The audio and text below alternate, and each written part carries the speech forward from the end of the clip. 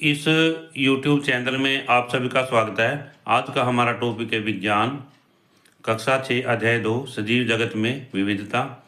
इससे पहली वीडियो में हमने सजीवों की विभिन्नता के विषय में पढ़ा था और आज हम इस वीडियो में पौधों और जंतुओं के समूह कैसे बनाएं के विषय में पढ़ेंगे। आप इस वीडियो को बिना स्किप किए पूरा देखें, इससे यह अध्याय आपको अच्छी तरह से समझ आ जाएगा। इसमें है पौधों और जंतुओं के समूह कैसे बनाएं। आप अपने नोटबुक और पुस्तकों को समूहों में कैसे व्यवस्थित करेंगे?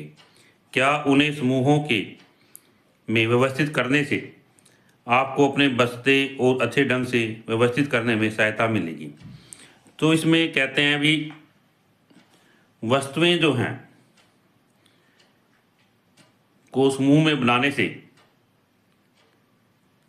क्या लाभ हैं और वस्तुओं को समूह में कैसे बनाएं। प्यारे बच्चों, जैसा कि हम देखते हैं, मान लीजिए हम किसी दुकानदार के पास जाते हैं और दुकानदार जो है अपने सामान को व्यवस्थित रखता है। जैसे मसाले हैं उनको अलग साइड में रखता है, दालें हैं उनको एक अलग साइड में रखता है और कॉस्मेटिक पदार्थ हैं उनको एक अलग साइड में रखता है ताकि उसको ढूंढने में समय ना मिले। इसी तरह से समूह बनाने से हमें एक समूह के बारे में पता चल जाता है और उस समूह के अंदर जितनी भी वस्तुएं आती हैं उन सभी के बारे में पता चल जाता है। तो यहाँ पर है पौधों और जंतुओं के समूह कैसे बनाएं। आप अपनी नोटबुक और पुस्तकों को समूहों में कैसे व्यवस्थित करेंगे? क्या उन्हें समूहों में व्यवस्थित करने से आपको अपने बस्ते को अच्छी ढंग से व्यवस्थित करने में सहायता मिलेगी? आइए अब हम अपने आसपास के संसार पर दृष्टि डालें। हमारे चारों ओर विभिन्न प्रकार की विशेषताओं वाले विविध प्रकार के पौधे और जंतु विद्यमान हैं। इसमें है भाई जो हमारे चारों तरफ है उसमें विभिन्न प्रकार की विशेषताओं वाले विभिन्न प्रकार के पौधे हैं और जंतु हैं, जिनके विषय में हमने अनुभाग 2.1 में सीखा है। हम उनकी समानताओं और विभिन्नताओं के आधार पर उनके समूह बना सकते हैं। क्या कर सकते हैं? हम उनके समूह बना सकते हैं उनकी समानताओं के आधार पर और उनकी विभिन्नताओं के आधार पर। तो यहाँ पर है क्रियाकलाप 2.3, आइए समूह बनाएं। विविध प्रकार के पौधों और जंतुओं के चित्र एकत्रित कीजिए। इसमें अभी जो विभिन्न प्रकार के पौधे हैं जंतु हैं उनके हमने क्या चित्र इकट्ठे करने हैं। आप पुरानी पत्रिकाओं, समाचार पत्रों, चार्ट एवं अन्य स्रोतों से उनके चित्र काट सकते हैं। ये चित्र हम कहाँ से ले सकते हैं? पुराने समाचार पत्रों से ले सकते हैं, पुरानी पत्रिकाओं से ले सकते हैं, चार्ट से ले सकते हैं या कोई अन्य स्रोत से हम उनको जो है हम इनको चित्रों को ले सकते हैं और काट सकते हैं। इनमें से प्रत्येक चित्र अलग अलग कार्ड पर चिपकाएं। सभी चित्रों को अलग अलग कार्ड पर जो है प्रत्येक चित्र को हमने चिपकाना है। अपनी कक्षा को 5-6 विद्यार्थियों के अलग अलग समूह में बांट लीजिए। फिर क्या करना है? जो हमारी कक्षा है हमने 5-6 विद्यार्थियों का एक समूह बनाना है और अलग अलग समूहों में उनको बांट लेना है। अपने समूह के सभी साथियों द्वारा बनाए गए कार्ड एकत्रित कर लीजिए। कार्ड में दर्शाए गए सभी पौधों और जंतुओं के विभिन्न विशेषताओं का अवलोकन कीजिए। जो कार्ड है उसमें जो सभी जंतु हैं अलग अलग सभी, तो हमने क्या करना है? उनको देखना है, अवलोकन करना है, मतलब उनको अच्छी तरह देखना है जो उनमें विभिन्नताएं पाई जाती है। तालिका 2.1 और 2.2 में लिखी पौधों और जंतुओं की विशेषताओं का स्मरण कीजिए। जैसा कि हमने तालिका जो है 2.1 और 2.2 ये हमारे पास में 2.2 तालिका थी, हमने इसका जो है यहाँ पर अध्ययन किया था और ये हमारी जो है 2.1 तालिका थी, इसका भी हमने अध्ययन किया था, उसके बारे में पढ़ा था। तो आगे कहता है उनकी विशेषताओं का स्मरण कीजिए। भी इनमें क्या विशेषताएं थी, वो कैसे चलते थे, कहाँ रहते थे, क्या खाते थे आदि। एक समान विशेषताओं के आधार पर उनके समूह बनाइए। हमने फिर क्या करना है? उनमें जिन जंतुओं की विशेषताएं जो है मिलती हैं हमने क्या करना है? उनके अलग अलग समूह बनाने हैं। क्या बनाने हैं? अलग अलग समूह बनाने हैं। आपके द्वारा बनाए गए पौधों और जंतुओं के समूहों के आधार को कक्षा के अन्य समूहों के साथ साझा करें और उन पर चर्चा करें। तो फिर क्या करेंगे, जो हमने ग्रुप बनाए थे कक्षा के अंदर 5 से 6 विद्यार्थियों के, उनके अलग अलग जो समूह हैं, उन समूहों के इकट्ठा करके सभी के साथ में हम क्या करेंगे, उस विषय पर चर्चा करेंगे और उनसे बातें करेंगे बच्चों से आपस में, भी आपने कैसे समूह बनाए, किस तरह से बनाए, आपके समूह में कितने जो है जंतु आए हैं, और आपने समूह बनाते इसमें किस चीज़ को आधार लिया है। आप यह देखकर आश्चर्यचकित होंगे, क्या होंगे भी, आश्चर्यचकित, हैरान होंगे कि विभिन्न समूहों द्वारा उपयोग किए गए आधार भिन्न हो सकते हैं।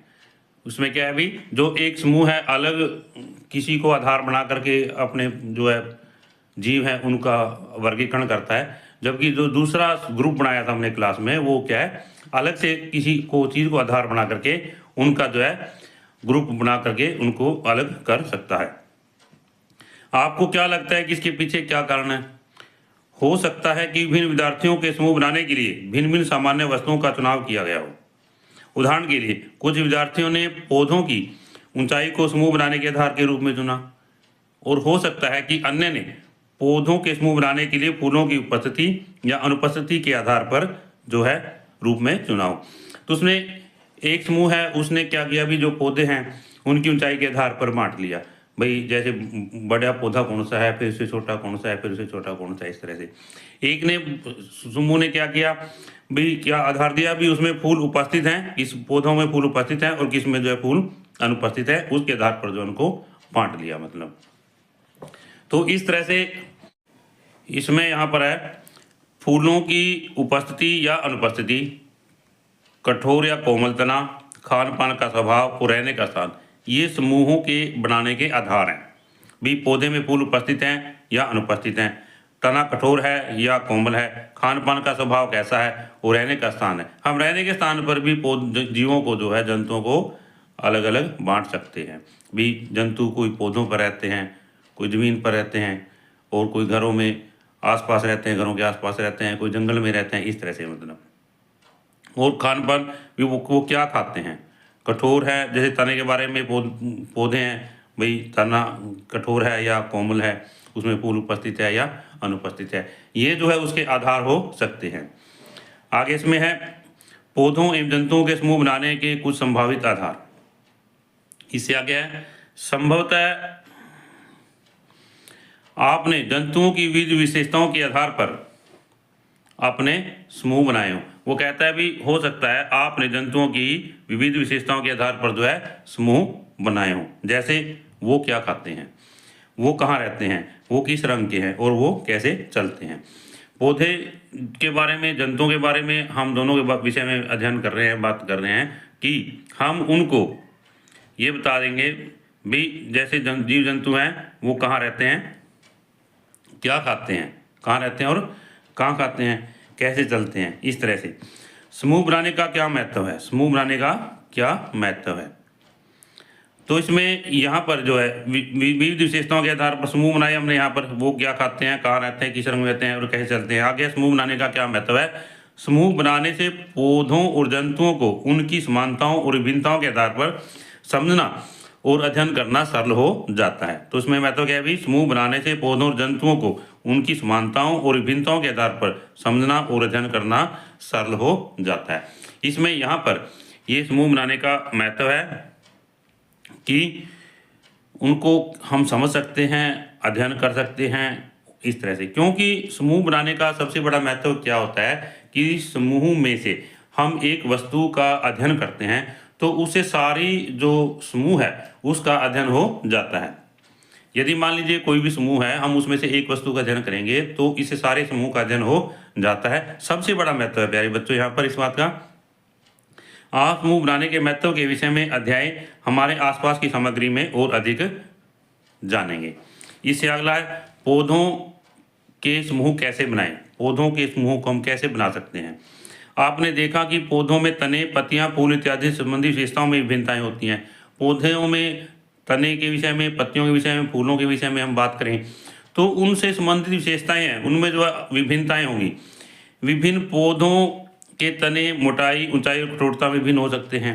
तो इसमें क्या देखा हमने, तने, पत्तियों और फूलों इत्यादि से संबंधित विशेषताओं में अध्ययन, और विभिन्न पौधों के तने मोटाई, ऊंचाई और कठोरता में भिन्न हो सकते हैं, जबकि पत्तियों की आकृति, रंग, आकार और अवस्था में भी अंतर आ सकता है, मतलब विभिन्न हो सकते हैं। आपने पिछले क्रियाकलाप 2.3 में पौधों की उपयुक्त, मैंने ऊपर कही हुई किसी एक विशेषता के आधार पर पौधों का समूह बनाने का प्रयास किया। इससे आगे यहाँ पर आपने पूर्व की कक्षाओं में सीखा होगा कि पौधों के समूह उनकी ऊंचाई और तने के प्रकार के आधार पर शाख, झाड़ियों और वृक्षों के रूप में बनाए जा सकते हैं। जो उसमें पौधों के समूह के बारे में क्या भी, ऊंचाई और तने के प्रकार के आधार पर, किसके आधार पर, ऊंचाई के और तने के, तो शाख, झाड़ियों और वृक्षों के रूप में उनके समूह जो है बनाए जा सकते हैं। तो आगे कहता है, पौधों की विशेषताओं का अधिक विस्तार से अध्ययन करें और इस आधार पर अपने समूह बनाएं। क्रियाकलाप 2.4 समूह बनाएं। आइए समूह बनाएं। आइए कुछ अन्य रोचक अवलोकनों के लिए एक बार पुनः प्रकृति की सैर पर चलते हैं। अवलोकन मैंने देखने के लिए, अवलोकन मैंने देखने के लिए, या वस्तुओं को देखने के लिए, पौधों को देखने के लिए। यहाँ पर क्या है, प्रकृति की सैर पर चलते हैं, तो पेड़ पौधों को देखने के लिए हम चलते हैं आगे। विभिन्न पौधों की ऊंचाई को ध्यानपूर्वक देखिए। क्या ये सभी पौधे आपसे छोटे हैं, या आपके बराबर की ऊंचाई के हैं, या आपसे अधिक ऊंचे हैं? तो जब हम पौधों को देखने के लिए जाते हैं तो हमें क्या दिखेगा कि जैसे पौधे हैं, जैसे ये बच्चों के विषय में बात कर रहा है अभी, ये पौधे क्या ये आपसे छोटे हैं, पहला पॉइंट। दूसरा, क्या ये आपके बराबर ऊंचाई के हैं या आपसे अधिक ऊंचे हैं? यहाँ पर पौधों को वर्गीकरण के लिए 3 संभावनाएं जताई हैं कि पौधे जो है, बच्चों से कहता है अभी, हम जो टीचर है, अध्यापक है, बच्चों से कहता है कि आपने इस बात का अध्ययन करना है कि पौधे आपसे, आपकी लंबाई से छोटे हैं, आपकी लंबाई के बराबर हैं, या आपकी लंबाई से अधिक ऊंचे हैं। तने का रंग क्या है, भूरा है या हरा?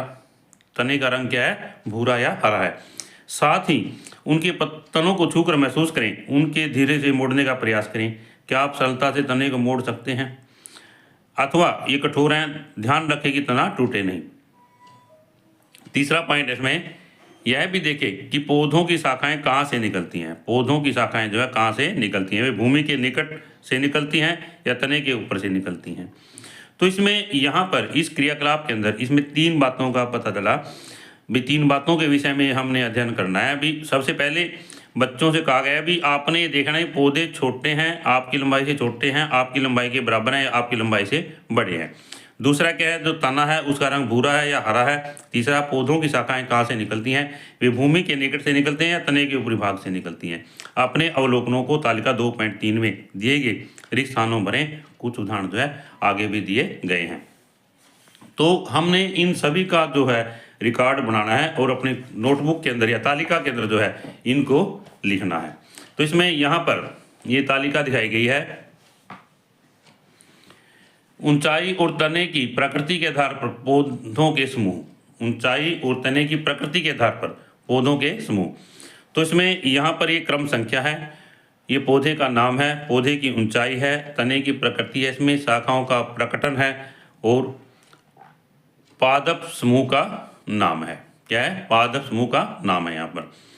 तो इसमें यहाँ पर सबसे पहले है क्रमांक संख्या 1, पौधे का नाम है आम, और छोटा, मध्य और ऊंचा। इसमें तीनों हमने पीछे पढ़ा था इसमें क्रियाकलाप के अंदर कि इसकी ऊंचाई क्या है, ऊंचा है ये। और तने का रंग क्या है, भूरा है, कठोर है और मोटा है। भूमि के निकट से शाखाओं का प्रकटन, भूमि के निकट से शाखाएं, इसमें भूमि के निकट से शाखाएं नहीं निकलती, तने पर ऊंचाई पर निकलती हैं। और क्या चीज़ है, वृक्ष है, हम समूह के अंदर बांटेंगे, क्या है भी, वृक्ष। फिर गुलाब, गुलाब की ऊंचाई मध्यम है, रंग तने का भूरा है, कठोर है और तना पतला है इसका। हाँ, क्या मतलब, भूमि के निकट से शाखाएं निकलती हैं। आगे है पादप समूह का नाम क्या है, झाड़ी है। क्या चीज़ है, झाड़ी है। इसके बाद में टमाटर है, इसमें क्या है, छोटा है, ऊंचाई इसकी क्या है, छोटी है, और तने की प्रकृति कैसी है, हरे रंग की है। तना कैसा है, कोमल है और कैसा पतला है यहाँ पर, और शाखाएं भूमि के निकट से निकलती हैं, इसको हम शाख में बांटते हैं। इस तरह से आगे चलते हैं। आपको शाख, झाड़ियों और वृक्ष के बीच में क्या अंतर दिखाई दिया? तो इसमें ये कहता है भी आपको शाख के बीच में और झाड़ी के बीच में, वृक्ष के बीच में जो है क्या अंतर दिखाई दिया। यहाँ पर ये चित्र दिखाए गए हैं। जैसे ये वृक्ष है, यहाँ पर वृक्ष में हमने ऊपर पढ़ा था बीज का तना यहाँ से मोटा होता है और इसकी ऊंचाई जो है ज़्यादा होती है। अभी पढ़ा था ना, पहले समूह के अंदर आता है वृक्ष में, ये ऊंचा होता है। तना इसका कठोर भी होता है, भूरे रंग का होता है। शाखाएं इसमें तने के ऊपर ऊंचाई से जो है निकलती हैं। इसके बाद में यहाँ पर है झाड़ी। झाड़ी में क्या था, इसका तना जो है वृक्ष की अपेक्षा पतला होता है। इसकी ऊंचाई वृक्ष की ज़्यादा है, इसकी कम है। और इसमें जो है यहाँ पर तना इसका पतला भी होता है, कठोर भी होता है। ये तो बहुत ज़्यादा कठोर है, थोड़ा कम कठोर होता है। और इसका रंग भी भूरा है, तने का इसका रंग भी भूरा है। और इस तरह से इसकी शाखाएं जो है भूमि के पास से निकलती हैं। इसको झाड़ी में मान लिया गया है। इससे अगला है पौधे के प्रकार। इसमें आगे पौधे के प्रकार आगे इसमें शाख, क्या चीज़ है, शाख। अभी हमने वृक्ष के बारे में पढ़ा, झाड़ी के बारे में पढ़ा और शाख के बारे में पढ़ा। शाख में क्या है, जो तना है इसकी ऊंचाई क्या छोटी है, पहले इसकी सबसे ऊंचा ये है, उससे कम ऊंचा ये है, फिर इससे कम ऊंचा ये है। मतलब दूसरे पॉइंट, तो हरे रंग का तना होता है। कैसा होता है, हरे रंग का तना होता है। कोमल होता है, कैसा होता है, कोमल होता है। और पतला होता है। और इसकी जो शाखाएं हैं भूमि के पास से निकलती हैं। इस तरह से हम इन तीनों का अध्ययन कर सकते हैं। आगे कहता है इसमें, आपको शाख, झाड़ी और वृक्षों के बीच में क्या अंतर दिखाई दिए। हमने ऊपर पढ़ा तालिका के अंदर भी, आपको शाख, झाड़ी और वृक्षों के बीच में अंतर क्या दिखाई दिए। तालिका 2.3 में दी गई जानकारी के आधार पर हम पौधों के समूह शाख, झाड़ी, वृक्ष के रूप में कैसे बना सकते हैं। कुछ पौधे बहुत ऊंचे होते हैं। कुछ पौधे क्या है, बहुत ऊंचे होते हैं। उनके तने मोटे, कठोर और काष्ठीय होते हैं। उनकी शाखाएं भूमि से दूर तने की ऊंचाई से निकलना आरंभ कर देती है। ऐसे पौधों को वृक्ष कहा जाता है।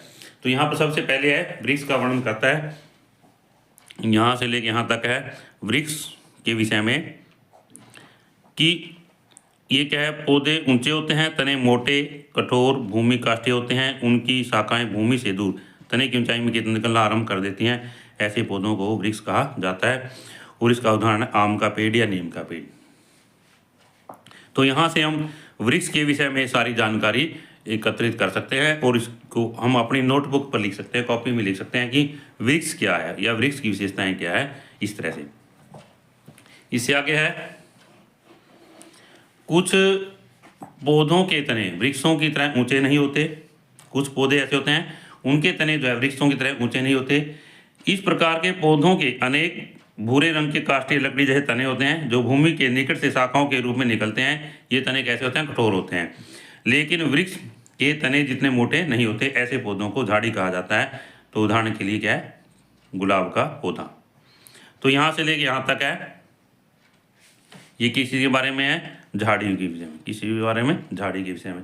वो कहता है भी कुछ पौधों के तने वृक्षों की तरह ऊंचे नहीं होते। इस प्रकार के पौधों के अनेक भूरे रंग के काष्ठीय लकड़ी जैसे तने होते हैं। भूमि के निकट से शाखाओं के रूप में निकलते हैं। ये तने कठोर होते हैं। वृक्ष के तने जितने मोटे नहीं होते। ऐसे पौधों को क्या कहा जाता है, झाड़ी कहा जाता है। इससे अगला है, कुछ पौधे आकार में छोटे होते हैं और उनके तने कोमल और हरे होते हैं। इन्हें शाख कहा जाता है। शाख किसे कहते हैं, किसे कहते हैं। कुछ पौधे आकार में क्या होते हैं, छोटे होते हैं, तने उनके कोमल होते हैं, तना हरे रंग का होता है। इसको कहते हैं शाख, कहते हैं टमाटर का पौधा। तो प्यारे बच्चों, अभी हमने वृक्ष के विषय में और झाड़ी के विषय में और शाख के विषय में पढ़ा। और मैं आशा करता हूँ कि यह टॉपिक आपको अच्छी तरह समझ भी आ गया होगा और याद भी हो गया होगा। और आगे पढ़ते हैं। कुछ पौधों के तने दुर्बल होते हैं और उनको ऊपर चढ़ने और बढ़ने के लिए सहारे की आवश्यकता होती है। इन्हें आरोही लता कहते हैं। क्या कहते हैं इनको, आरोही लता कहते हैं, क्लाइंबर। इसमें यहाँ से है, कुछ पौधों के तने क्या होते हैं, दुर्बल होते हैं। इनको ऊपर चढ़ने और बढ़ने के लिए सहारे की आवश्यकता होती है। इन्हें आरोही लता कहा जाता है। कुछ पौधे भूमि के सतह पर फैल जाते हैं, इनको विसर्पी लता कहते हैं। क्या कहते हैं भाई? विसर्पी लता। जो आरोही लता है, इनके तने जो है क्या होंगे? दुर्बल होंगे और इनको चढ़ने के लिए सहारे की आवश्यकता होती है, इसलिए किसी पौधे का या और किसी अन्य वस्तु का जो है सहारा लेकर के ऊपर चढ़ जाते हैं, इनको कहते हैं आरोही। और कुछ जमीन पर फैल जाते हैं, इनके क्या कहते हैं? विसर्पी लता या क्रीपर कहते हैं। ऐसी कौन सी अन्य विशेषताएं हो सकती हैं? ऐसी कौन सी अन्य विशेषताएं हो सकती हैं जिनके आधार पर आप पौधे के विभिन्न समूह बना सकते हैं? आइए एक और क्रियाकलाप के माध्यम से जानने का प्रयास करें। तो इसमें एक अन्य क्रियाकलाप है, क्रियाकलाप 2.5, आओ तुलना करें। प्रकृति की सैर के समय आपके द्वारा एकत्र किए गए विभिन्न पौधों की पत्तियों को देखें।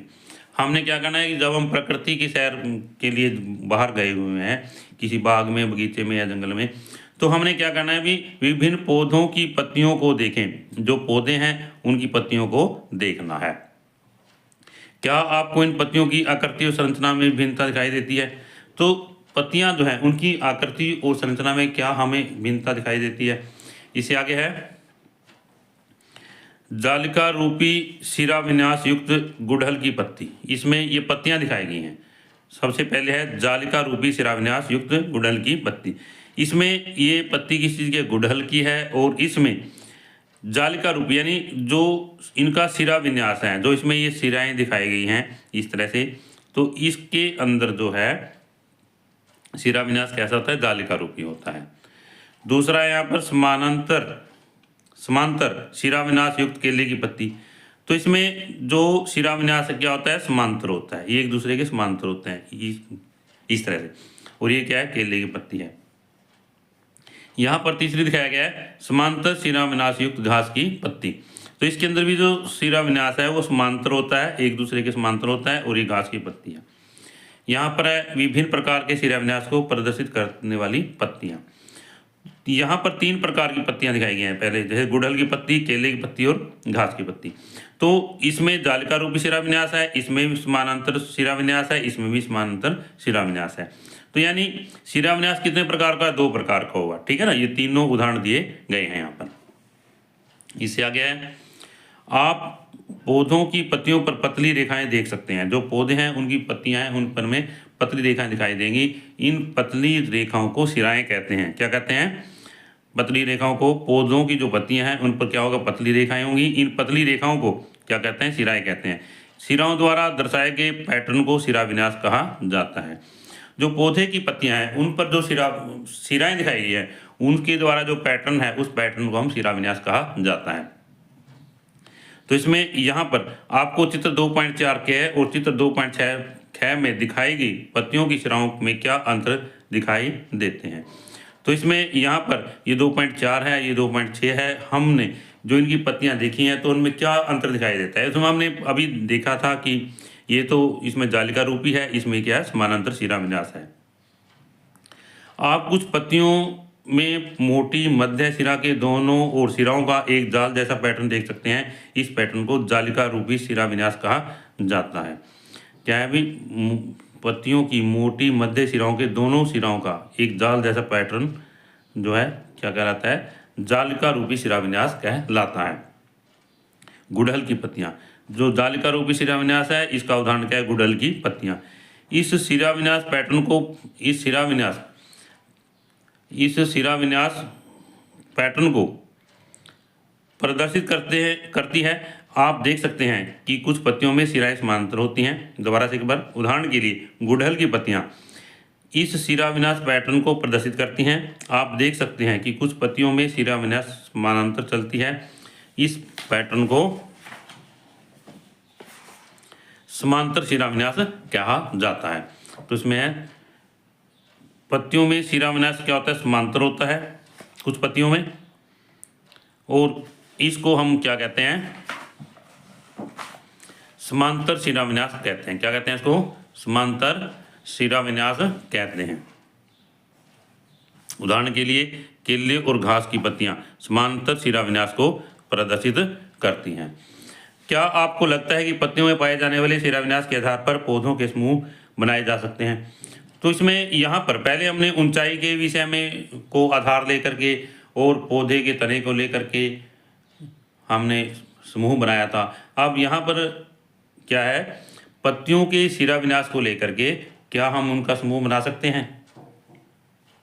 आइए पौधों की जड़ों के बारे में जानने का प्रयास करें। हमने अब क्या इसके बारे में पौधों की जड़ों के विषय में प्रयास करना। अन्वेषण, अन्वेषण जो शब्द है इसका अर्थ है खोज करना। अन्वेषण का अर्थ क्या है भी?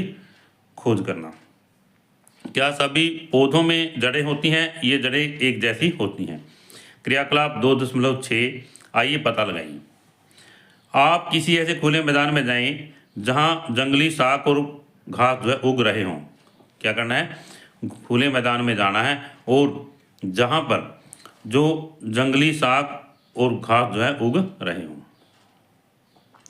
इस अभ्यास के लिए आप छोटे शाकों का उपयोग कर सकते हैं। इस अभ्यास के लिए हम क्या कर सकते हैं? छोटे शाकों का उपयोग कर सकते हैं। खुरपी की सहायता से जड़ों को हानि पहुंचाए बिना कुछ विभिन्न प्रकार के शाकों को सावधानी पूर्वक खोद कर बाहर निकालें। शाकों को निकालने से पहले आप मिट्टी को गीला करके ढीला कर सकते हैं। जो शाक है हम उनको निकालने से पहले मिट्टी को गीला कर सकते हैं और क्या कर सकते हैं? ढीला कर सकते हैं।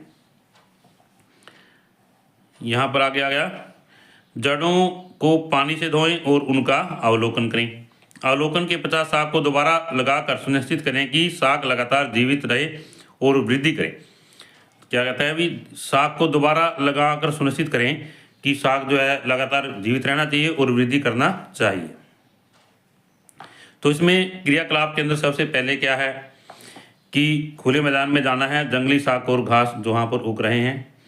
फिर क्या करना है? वहाँ से खुरपी की सहायता से जड़ों को हानि पहुँचाए बिना शाकों को सावधानी पूर्वक खोद करके बाहर निकालना है। और शाकों को निकालने से पहले आप मिट्टी को ढीला कर सकते हैं निकालने के लिए। जड़ों को पानी से धोना है और फिर उनको देखना है, अच्छी तरह से अध्ययन करना है, उनके विषय में अवलोकन करना है और फिर जो है दोबारा शाक को लगाना है और शाक जो है लगातार जो है वृद्धि करना चाहिए, जीवित रहना चाहिए। इसमें यहाँ पर सरसों के पौधे में मूसला जड़ तंत्र जो है दिखाया गया है। ये सरसों का पौधा है और यहाँ पर जो है मूसला जड़ तंत्र जो है दिखाया गया है। इसमें सामान्य घास के पौधे में जकड़ा रस तंत्र, रेशेदार जड़ तंत्र जो है दिखाया गया है। इसमें जड़ों के प्रकार के विषय में दिखाया गया। 2 चित्र दिखाए गए यहाँ पर। सरसों के पौधे में मूसला जड़ तंत्र और सामान्य घास के पौधे में जकड़ा जड़ तंत्र। आपके द्वारा एकत्रित की गए पौधों की जड़ों में क्या समानताएं हैं और क्या भिन्नताएं हैं? चित्र 2.5 क और चित्र 2.5 क में प्रदर्शित पौधों की जड़ों में क्या भिन्नताएं हैं हम देखते हैं। सबसे पहले रहता है चित्र 2.5। सरसों के पौधे की जड़ों का ध्यानपूर्वक अवलोकन करें। हमने क्या करना है? सरसों का पौधा लेना है और उसकी जो जड़ें हैं उनको हमने ध्यानपूर्वक देखना है। इस पौधे की जड़ों में एक मुख्य जड़ होती है जिससे से छोटी छोटी पार्श्व जड़ें निकलती हैं। ऐसी जड़ों को मूसला जड़ कहते हैं। मूसला जड़ किसे कहते हैं? एक मुख्य जड़ होती है। क्या होती है? एक मुख्य जड़ होती है जिससे छोटी छोटी पार्श्व जड़ें, पार्श्व में साइड में से, इसमें से निकलती हैं, मुख्य में से। ऐसी जड़ों क्या कहते हैं? मूसला जड़ कहते हैं। मूसला जड़ वाले एक अन्य पौधे का उदाहरण गुड़हल है। तो इसमें एक तो सरसों का पौधा लिया हमने उदाहरण के लिए, दूसरा क्या है? एक गुड़हल का पौधा लिया। किसका लिया? गुड़हल का पौधा, जिसे अपने क्रियाकलाप 2.1 में देखा और तालिका 2.1 में अंकित किया। जिसमें हमने कहाँ पर देखा? क्रियाकलाप 2.1 में देखा और 2.1 में अंकित किया। इसमें दिखाया गया है कि पौधा एक सामान्य घास का पौधा है जो 2.5 है। यहाँ पर जो पौधा है वो एक सामान्य घास का पौधा है। इसमें भाई एक सामान्य घास का पौधा है। इस पौधे की जड़ें समान माप की पतली जड़ों के गुच्छों के रूप में दिखाई देती हैं। जो पौधा है इसकी जड़ें कैसे दिखाई देती हैं? गुच्छों के रूप में, समान माप की पतली जड़ों के गुच्छों के रूप में हमें पौधे की जड़ें जो है दिखाई देती हैं। और कहाँ से निकलती हैं? तने के आधार से निकलती हैं। कहाँ से निकलती हैं? तने के आधार से निकलती हैं। ऐसी जड़ों को जकड़ा जड़ या रेशेदार जड़ कहा जाता है। हम इनको क्या कहेंगे? जकड़ा जड़ या रेशेदार जड़। क्या आपके संग्रह में कोई अन्य घास सम्मिलित है? यदि हाँ तो इसकी जड़ें किस प्रकार की हैं? तो हमने यहाँ पर ये दो उदाहरण लिए हैं, एक लिया है सरसों के पौधे में मूसलाजड़, दूसरा लिया है सामान्य घास के पौधे में जकड़ा जड़ या जड़ तंत्र।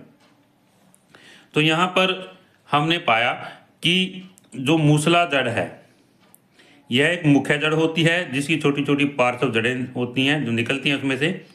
और दूसरा क्या है, हमने पाया कि जकड़ा जड़ या रेशेदार जड़, इसमें है समान माप की पतली जड़ों के गुच्छों के रूप में दिखाई देती हैं, तने के आधार से निकलती हैं इस तरह से। इससे आगे है, क्या किसी पौधे की पत्ती में शिराविन्यास के प्रकार और उसकी जड़ के प्रकार के बीच में कोई संबंध है? अभी हमने क्या था, अभी जो दो पौधे लिए, सरसों का पौधा लिया, एक सामान्य घास का पौधा लिया, तो उन दोनों पौधों की जड़ों के विषय में हमने पाया। फिर अब आगे हम क्या है, पौधे की पत्ती की शिराविन्यास, किसी पौधे की पत्ती में शिराविन्यास के प्रकार और उसकी जड़ के प्रकार के बीच में क्या कोई संबंध है? आगे क्रियाकलाप 2.7, आइए संबंध ढूंढें और विश्लेषण करें। अब हमने क्या करना है कि जड़ के बीच में और शिराविन्यास के बीच में, पौधों के उसके बीच में कोई संबंध है वो देखना है। इसके बारे में आपने अपने विद्यालय की नर्सरी या पौधा घर कह सकते हैं इसको, नर्सरी को, अथवा किसी अन्य नर्सरी से 5 सामान्य पौधों की पौध एकत्रित करें। हमने क्या करना है, नर्सरी से 5 सामान्य पौधे लेने हैं और उनकी पौध को एकत्रित करना है, उन्हें अपने विद्यालय के उद्यान में लगाएं। ऐसे पौधों के उदाहरण क्या हो सकते हैं? लेमन घास, ज्वाराकुश, गेंदा, सदाबहार, पेरिविंकल और अन्य पुष्पीय पौधे हो सकते हैं। तो इसमें उन्हें लगाने से पहले उनकी जड़ों और पत्तियों के शिराविन्यास का अवलोकन करें। उनको लगाने से पहले हमने क्या करना है, उनकी पत्तियां देखनी है और उनकी जड़ का शिराविन्यास देखना है। आपने अवलोकनों को तालिका 2.4 में अंकित करें। अब हमने अपने अवलोकन है उनको हम तालिका 2.4 में लिखना है इसमें। तो यहाँ पर एक क्रम संख्या दिखाई गई है, पौधे का नाम दिखाया गया है, पत्तियों के शिराविन्यास का प्रकार दिखाया गया है, जालिका रूपी है, समांतर शिराविन्यास, जड़ के प्रकार जकड़ा या मूसलाजड़। तो इसमें लेमन घास ली, इसकी पत्तियों के जो है शिराविन्यास का प्रकार कैसा, समांतर है और जकड़ा जड़ है, कैसी है, जकड़ा जड़ है। हम इस तरह से और जो 5 पौधे लेके आए हम उनका भी यहाँ पर वर्णन लिख सकते हैं प्यारे बच्चों। इससे आगे है, क्या आपको इन पौधों की पत्तियों में के शिराविन्यास और जड़ों के प्रकार के मध्य कोई संबंध दिखाई देता है? कि हमने 5 पौधे लिए ऊपर, क्या हमने पौधों की पत्तियों के शिराविन्यास और जड़ों के प्रकार के मध्य में क्या हमें कोई संबंध दिखाई देता है? सदाबहार पौधे में मूसलाजड़ें और पत्तियों की जाल का रूपी शिराविन्यास होता है। जो सदाबहार पौधा है इसमें मूसलाजड़ें होती हैं और पत्तियों में जाल का रूपी शिराविन्यास होता है। यह जानने की कोशिश करें कि क्या जाल का रूपी शिराविन्यास वाले अन्य पौधों में भी मूसलाजड़ें होती हैं। दूसरी ओर लेमन घास के पौधों में जकड़ा जड़ और पत्तियों में समानांतर शिराविन्यास होता है। जो लेमन घास है इसके पौधों में कैसा होता है, जकड़ा जड़ें होती हैं, पत्तियों में समानांतर शिराविन्यास होता है। क्या अन्य पौधे जिसमें समानांतर शिराविन्यास होता है उनमें भी जकड़ा जड़ दिखाई देती है? सामान्यतः जिन पौधों में जालिका रूपी शिराविन्यास होता है उनमें मूसलाजड़ें होती हैं। क्या होती हैं? मूसलाजड़ें होती हैं। जबकि जिसमें समांतर शिराविन्यास होता है उनमें जकड़ा जड़ें होती हैं। सामान्यतः जिन पौधों में जालिका रूपी शिराविन्यास होता है उनमें क्या होता है, मूसलाजड़ें होती हैं। जबकि जिनमें समांतर शिराविन्यास होता है उनमें जकड़ा जड़ें होती हैं। क्या होती है अभी? जकड़ा जड़ें। तो अभी हमने से में क्या प्राप्त किया कि मूसलाजड़ और समानांतर शिराविन्यास या जो दूसरी जड़ है, जकड़ा जड़ है, उसमें जो कौन सा विन्यास होता है उसके विषय में हमने पढ़ा। और मैं आशा करता हूँ कि यह टॉपिक आपको अच्छी तरह समझ भी आ गया होगा। इससे अगला है, चने का पौधा मूसलाजड़ और पत्तियों में जाल का रूपी शिराविन्यास का एक अन्य उदाहरण है। चने का पौधा मूसलाजड़ और पत्तियों के जाल का रूपी शिराविन्यास का जो है एक अन्य उदाहरण है। गेहूं का पौधा जकड़ा जड़ और पत्तियों में समानांतर शिराविन्यास का उदाहरण है। इससे आगे है, क्या किसी पौधे के बीज, जड़ के प्रकार और पत्ती के शिराविन्यास के परस्पर संबंध हैं? क्या सभी बीज एक जैसे हैं? क्रियाकलाप 2.8, आइए तुलना करें। चने और मक्का के कुछ बीजों को 2 या 3 दिन के लिए पानी में भिगो दें। दोबारा से, क्या किसी पौधे के बीज, जड़ के प्रकार और पत्ती के शिराविन्यास के परस्पर संबंध है? बीज, जड़ के प्रकार, पत्ती के शिराविन्यास, क्या उसके बीच में भी कोई ऐसा संबंध है? इसमें क्या करेंगे, एक क्रियाकलाप करते हैं। चना और मक्के के कुछ बीजों को 2 या 3 दिन के लिए पानी में भिगो देंगे। चना और मक्का का हमने यहाँ पर उदाहरण दिया है। चने के बीज का आवरण हटाकर बीजों की संरचना को देखें। तो हम क्या करते हैं, चना है उसके बीज का जो आवरण है, आवरण में ऊपर का जो भाग है इसको हटा देते हैं और उसके बीज के अंदर की संरचना देखते हैं। चने और मक्का के बीजों की संरचना का अवलोकन करें, क्या वे समान है अथवा भिन्न है। तो उसमें हम जो चना है ये द्विबीजपत्री होता है, इसके दो जो बीज है इसके 2 भाग होते हैं, इसको द्विबीजपत्री कहते हैं। और जो मक्का है ये एक बीजपत्री होता है, इसमें यहाँ पर चित्र में दिखाया गया है। द्विबीजपत्री और एक बीजपत्री बीज, आप देखेंगे चने के बीज के आवरण के अंदर 2 भागों में विभक्त होता है। चने के बीज अपने बीज आवरण के अंदर 2 भागों में विभक्त होता है। प्रत्येक भाग को बीजपत्र कहा जाता है। प्रत्येक भाग को क्या कहा जाता है, बीजपत्र। जिन पौधों के बीजों में 2 बीजपत्र होते हैं उन्हें द्विबीजपत्री कहा जाता है। क्या कहा जाता है, द्विबीजपत्री। दोबारा से, ऐसे पौधे जिनके बीज के अंदर 2 बीजपत्र होते हैं उनको क्या कहता है, द्विबीजपत्री। सबसे पहले तो बीजपत्र क्या है कि जो चना है, चना 2 भागों में, जो चने का बीज है वो 2 भागों में विभक्त हो जाता है। प्रत्येक भाग को क्या कहते हैं, बीजपत्र कहते हैं। और जिस बीज के अंदर 2 बीजपत्र होते हैं इसे द्विबीजपत्री कहा जाता है। मक्का के बीज में एक पतला बीजपत्र होता है, इस बीज वाले पौधे को एक बीजपत्री कहा जाता है। मक्का में क्या है भी, एक पतला बीजपत्र होता है, ऐसे बीज वाले पौधों को क्या कहा जाता है, एक बीजपत्री कहा जाता है। आप पौधों में पत्ती के शिराविन्यास, जड़ों के प्रकार और बीजों में बीजपत्रों की संख्या में परस्पर क्या संबंध है? द्विबीजपत्री पौधों में जालिका रूपी शिराविन्यास और मूसला जड़तंत्र होता है, जबकि एक बीजपत्री पौधों में समानांतर शिराविन्यास और जकड़ा जड़तंत्र होता है। जो द्विबीज पौधे हैं जालिका रूपी शिराविन्यास और मूसला जड़तंत्र होता है, जबकि एक बीजपत्री पौधों में क्या होता है, समानांतर शिराविन्यास और जकड़ा जड़तंत्र होता है। इससे अगला है, आपने पौधों के समूह बनाने के लिए उपयोग की जाने वाली कुछ विशेषताओं के विषय में पढ़ा है। आइए अब जंतुओं के समूह बनाने के विषय में समझते हैं। तो इसमें जंतुओं के समूह कैसे बनाएं। पौधे की भांति जंतु भी एक दूसरे से भिन्न होते हैं। क्या कभी आपने सोचा है कि हमें इतने विविध प्रकार के जंतुओं के समूह कैसे बना सकते हैं? तो इसमें जो विभिन्न प्रकार के जंतु हैं हम उनके समूह कैसे बना सकते हैं। आप ऐसी कौन सी विशेषताओं के बारे में सोच सकते हैं जिनका उपयोग इनका समूह बनाने के लिए किया जा सकता है। आपने पहले ही क्रियाकलाप 2.3 में जंतुओं के समूह बनाने के लिए कुछ आधार निर्धारित किए हैं। आइए इनमें से कुछ पर हम विस्तार से चर्चा करें। हम क्या है, इन पर विस्तार से चर्चा करेंगे। यहाँ पर है क्रियाकलाप 2.9, आइए पता लगाएं। आपने क्रियाकलाप 2.2 में कुछ जंतुओं की गति को अंकित किया। आपने संभवतः यह भी देखा होगा अन्य जंतु किस प्रकार एक स्थान से दूसरे स्थान पर गति करते हैं। जो इसमें आधार क्या लिया, जंतुओं की गति लिया है। और इसमें जंतु जो है एक स्थान से दूसरे स्थान पर किस प्रकार गति करते हैं। जंतुओं में विभिन्न प्रकार की गतियों को जानने का प्रयास करें। चित्र 2.7 में अनेक जीव जंतुओं को दिखाया गया है। आप इस चित्र में स्वयं द्वारा देखे गए अन्य जंतुओं को भी इसमें जोड़कर विविध प्रकार के जीव जंतुओं का पोस्टर बना सकते हैं। चित्र 2.7 को यह बताने का प्रयास करें कि जंतुओं द्वारा गति के लिए शरीर के किस अंग का उपयोग किया गया है। तो इसमें यहाँ पर जो है चित्र जो है दिखाया गया है, छोटा कर लेते थोड़ा।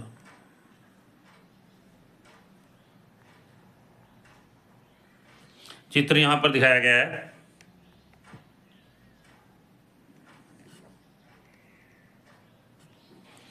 इसमें यहाँ पर चित्र में जंतुओं में विविधता विभिन्न प्रकार के जंतु दिखाए गए हैं यहाँ पर, और इसमें उनमें क्या अंतर है इसके विषय में बताया गया है। तो यहाँ हम देखते हैं कि जैसे गाय है, यहाँ पर ये पक्षी दिखाए गए हैं, ये सर्प दिखाया गया है, ये मछली दिखाई गई है, यहाँ पर ये मेंढक दिखाया गया है, ये कछुआ है यहाँ पर, तो इनके अंदर क्या अंतर है, किस तरह से गति करते हैं, किस तरह से भोजन करते हैं, इनका रहने का निवास स्थान जो है, कहाँ रहते हैं। कुछ वृक्षों पर रहते हैं, कुछ आसपास के वातावरण में रहते हैं, कुछ धरती पर रहते हैं। और उनमें से ये कैसे चलते हैं, जैसे पक्षी है आसमान में उड़ सकते हैं, और जो मेंढक है ये जल में भी रह सकता है, स्थल में भी रह सकता है। मछली है पानी में रह सकती है, सिर्फ केवल ये पानी के अंदर ही अपना सांस लेती है। इस तरह से हम इनका जो है अध्ययन कर सकते हैं। खरगोश दिखाया गया यहाँ पर इस तरह से। और इसमें जंतुओं की विविधता के विषय में इस पोस्टर के अंदर हम और भी बहुत सारे जंतु जो है जोड़ सकते हैं, जीवों को जोड़ सकते हैं। इन जंतुओं की तालिका में सूचीबद्ध करें। हमने क्या करना है, जो जंतुओं की तालिका है इसको हमने क्या करना है, सूचीबद्ध करना है। इसमें इन जंतुओं में गति करने के तरीकों को देखें और उनके चलने के लिए उपयोग करें। सबसे पहले क्या करना है, गति करने के तरीके और चलने के लिए। दूसरा है पाए जाने वाले शरीरों के अंग, मतलब जो जीव जंतु जो चलते हैं किन अंगों के द्वारा गति करते हैं, इसके द्वारा किन अंगों के द्वारा ये गति करते हैं। तालिका 2.5 में कुछ उदाहरण दिए गए हैं। इससे आगे है सारणी 2.5 जंतुओं की गति और गति के लिए प्रयुक्त शरीर के अंग। तो इसमें जैसे चींटी है, गति के लिए प्रयुक्त शरीर का अंग क्या, टांगे हैं, टांगों के द्वारा चलती हैं, छोटी छोटी इसकी टांगे होती हैं। बकरी है चलती है और कूदती है, ये भी टांगों के द्वारा। कबूतर है उड़ता है पंखों के द्वारा। मक्खी है चलना और उड़ना, चलती भी है ये, उड़ती भी है पैर और पंखों के द्वारा। मछली है ये जल में गति करती है पंख के द्वारा। इस तरह से अन्य भी हम और दूसरे उदाहरण जो है जोड़ सकते हैं।